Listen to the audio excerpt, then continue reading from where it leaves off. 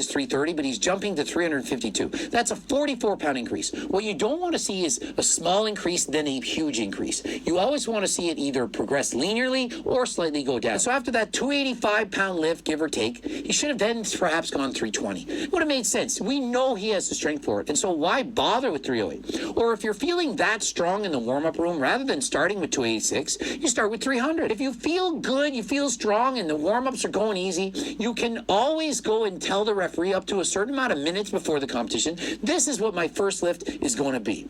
You then say, hey, I'm starting with 300. I felt good. And to the opposite extent, if you're warming up and you have a sore back, legs, and so on, you're not having a good day, you can lower your warm-up. And so that attempt that you give a couple hours before the competition, or perhaps the day before, depending on your federation, you can lower it while warming up in the competition. Did you know that?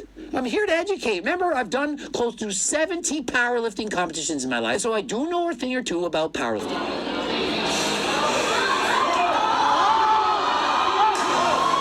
So the fact that he get this doesn't show that I'm wrong. It just shows that he made improper attempts. Why would you start with 286 pounds and 308 then jump to 350? If you were this strong, you should have jumped faster on your second attempt. When the first attempt looks that easy, the coach and the athletes then goes and says, hey, that was so easy. Rather than jumping 10 kilograms, we're going to jump 15, maybe even 20. That is what you do when lifting in competition. Now, imagine it didn't work out. Imagine he'd failed this attempt. Perhaps he didn't go low enough, or perhaps hurt his back. He'd be stuck with only 308 when in fact he could have gotten a lot more. And so the smart lifters use smart attempts. It is not just a competition of strength, it's also about picking proper lifts.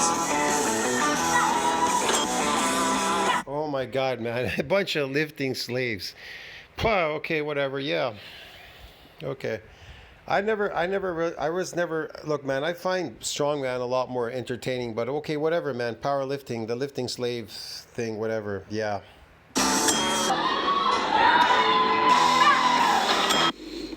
And again, the exact same mistake that was done on the squat, he's doing it on the bench press. He's jumping only 5 kilograms on the second attempt, then jumping 10 kilograms on the third attempt. You're supposed to jump bigger on the second and smaller on the third. This is how it works. I'm just telling you. And he gets it. Doesn't mean I'm wrong. It just means that they went too light on their first 2 attempts. And he gets it with ease. And so what that tells me is the second attempt should have been a lot heavier. Why jump only 5 kilograms? You should have jumped 7.5, maybe 10. That would have been a lot better for the second attempt. Then you know exactly how much you can add on the third. Win big with the RVH Auxiliary 50-50 Community Draw. Last month's jackpot winner took home over $272,000. Ticket packs are just $10 up to $70 on the third.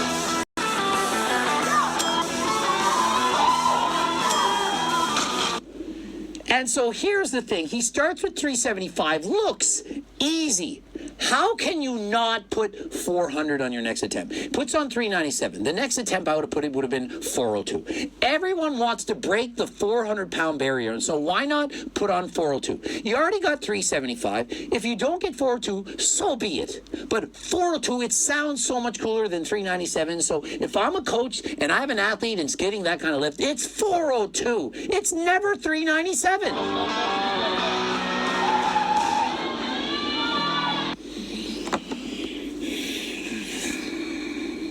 And again with the huge jump on the third lift. He went from 3...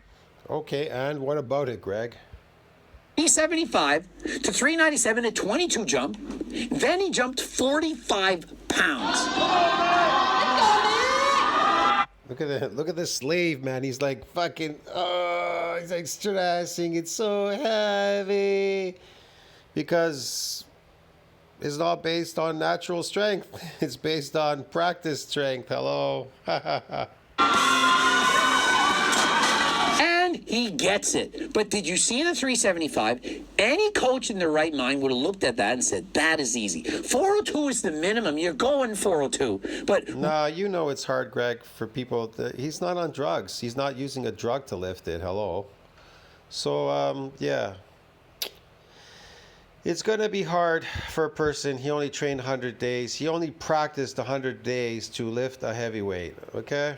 Really, I would have said, let's go 420. This is easy. And why are we starting with 375? We're opening with 402. You're in the warm-up room. You're deadlifting. You're probably doing a plate. Then you're probably doing 2 plates, probably doing 3 plates. By the time you get to 3 plates, do you not know, hey, I'm feeling it? It's a great day. I'm not starting with 375. Why waste it on the platform? I'm starting with 402. I feel 440. I want 200 kilograms. I can't wait to pull it. So the results are in, and I finished in 3rd place. And so those numbers, he's incredibly strong. Remember when he first started, he was actually weaker than most women who powerlift in competition, at least at the national level. But now his lifts are phenomenal. 440 deadlift weighing 158 pounds, 264-pound bench, 353-pound squat. These are big numbers. And he's only been training for what, 100 days? This guy's incredible. From 185 pounds to 352 pounds. And from 200 pounds to 264 pounds, 256 pounds to 441 pounds. Now, if I just saw these numbers, I would say this isn't natural. He tore his pec at a 1st or 2nd degree sprain, couldn't train for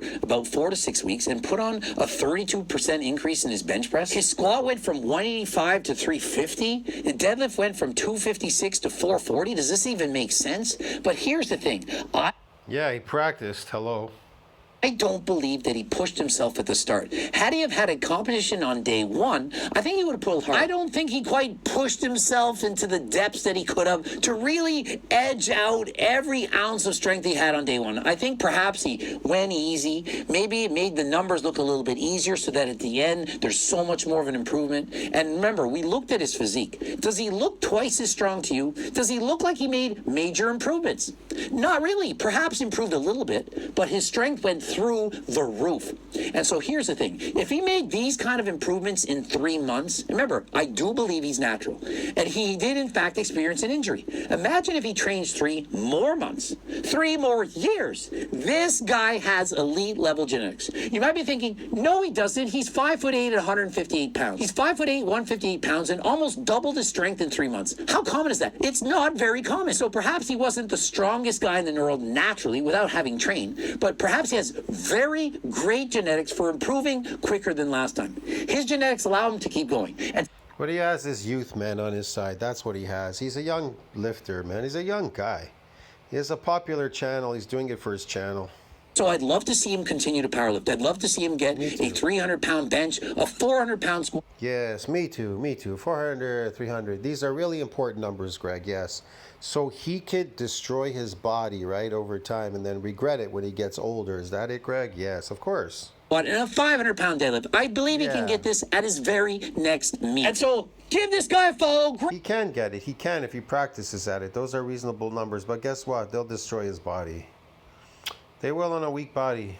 Great video. Absolutely enjoyed him. He's such a great guy. Can tell from his enthusiasm, the video quality, everything amazing. Please go follow. And if you're interested in hard and last time supplements, use code Greg, 10% off. Subscribe. I am not interested. Like, subscribe, support the channel.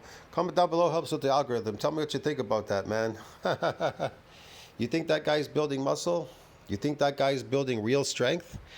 Do you think he's building real muscle? Do you think that muscle he's building is real and the food that he's eating is real? And that lifting, do you think that that strength that he's using to lift that weight is based on myofibular strength, or is it based on force production? Is it fake strength or real strength? You tell me, man. See you in the next one. Ciao, friends.